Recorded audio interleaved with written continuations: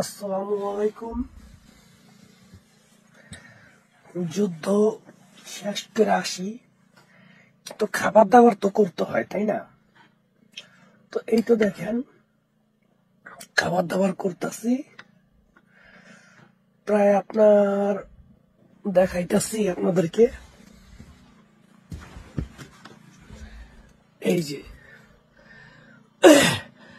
এরকম একটা ডিব্বার মধ্যে মাংস থাকে, প্রায় আপনার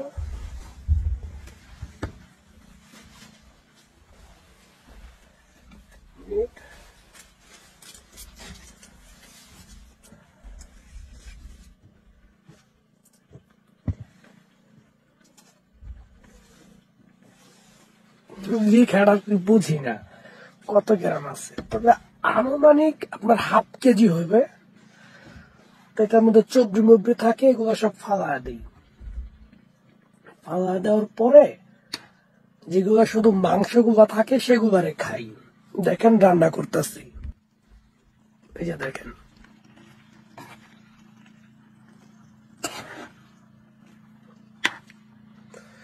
দুইটা নুডলস আর হচ্ছে মাংস, ওই আপনার চর্বি মর্বি সবগুলো ফাওয়া দিছে। এগুলো তো রান্না মাংস, তো প্রায় আপনার 4 বছরের মেয়াদ থাকে এই মাংসগুলায়। তো যারা রাশিয়ান তারা গরম করেও খায় না, ডাইরেক্ট এইভাবেই খায়। আর আমি মনে করি প্রথম পানিটা গরম করি, এই যে পানি, এইটা গরম করে সমস্ত যা আছে চর্বি মর্বি যা আছে সব ফালা দিই। ফালায়া দেওয়ানোর পরে বাকি যেগুলো থাকে আর কি, কারণ এরা তো খুব লবণাক্ত জিনিস পছন্দ করে।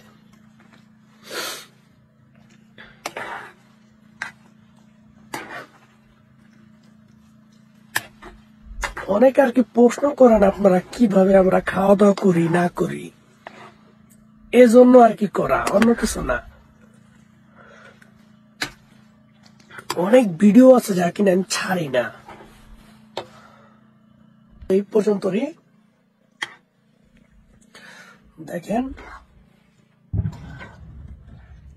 রান্না করার পরে আমরা করি কি,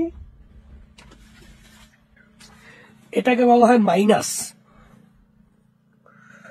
ডিম, টমেটো, ধনিয়া পাতা, এই যে মশলা, এগুলারে দিয়ে আর কি মেশিন দিয়ে তৈরি করে, ওই যে ফাঁকি যেটাকে বলা হয় মিক্সচার।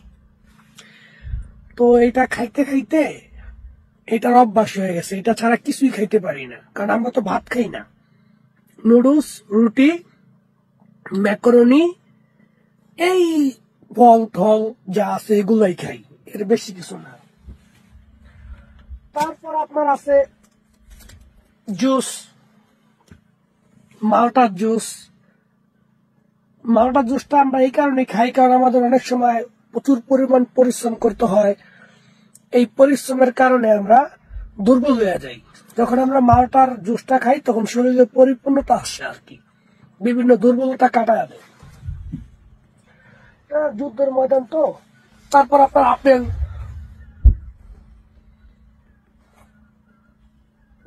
যখনই ঠান্ডা তো এগুলো আর খাইতে ভালো লাগে না আমাদের, কারণ এটা বরফের মতো হয়ে রয়েছে, এতটাই ঠান্ডা।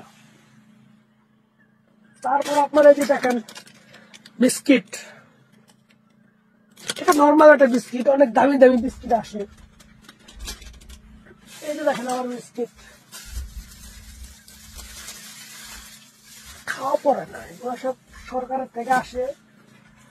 আর যখন আমরা যুদ্ধে যাই তখন আমরা এই বিস্কুট গুলো ব্যবহার করি।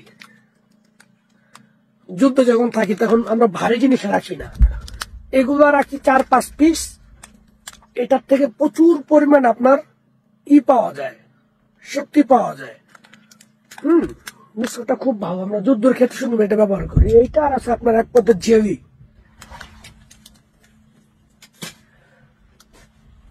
এই আর কি, আর কি দেখাবো এখন। দেখেন মোটামুটি হয়ে গেছে, রান্নাটা মোটামুটি হয়ে গেছে। তারপর আপনাদেরকে আরেকটা ভিডিও দিব যে আমরা কি কি খাই, যুদ্ধের ময়দানে। এই সমস্ত বিষয় একটা ভিডিও আপনাদেরকে দিব। এই যে ম্যাকারনি দেখেন, বিভিন্ন রকমের ম্যাকারনি আছে, শামুকের ম্যাকারনি আছে, এগুলার ম্যাকারনি আছে। যখন যেটা আর কি হয়, আমাদের গ্যাস দেখবেন, এই যে দেখেন ছোট একটা গ্যাস, হ্যাঁ, আর চুলাটা হইছে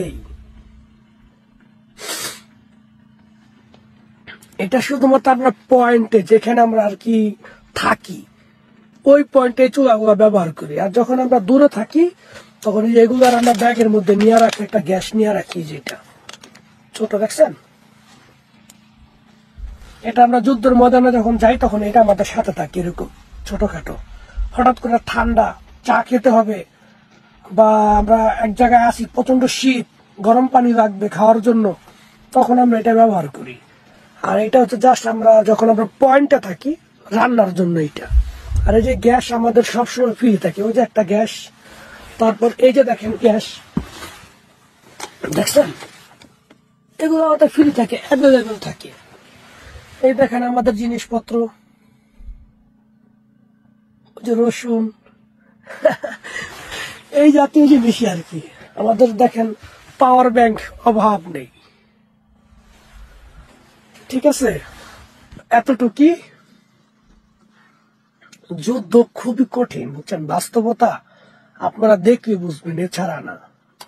তবে আমার একটাই কথা, কোন মানুষ যাতে যুদ্ধে অংশগ্রহণ না করে, এটা আমার সবচাইতে প্রথম উপদেশ।